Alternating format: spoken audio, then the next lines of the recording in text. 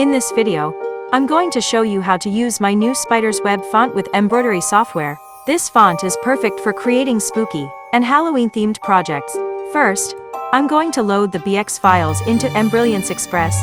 This software is free to use, and it's a great way to get started with machine embroidery. Once the font is loaded, I'm going to type the word spooky.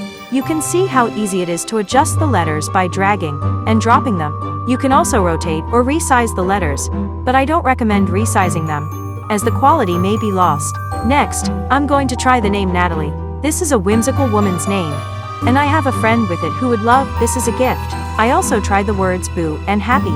For now, I'm going to stop on Halloween and make all the letters different colors. Once the typing and letter arrangement are finished, I'm going to convert the file to stitches by right-clicking.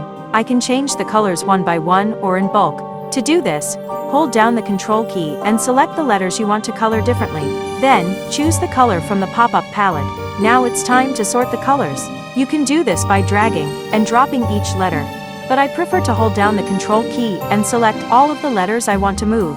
Then drop them in the correct position in the list. Now, I'm ready to start stitching. I'm using my single needle embroidery machine, since I'm on vacation, and my big embroidery machines are at home.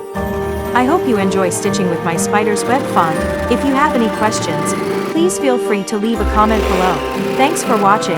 I've also included some additional information about the font in the video description.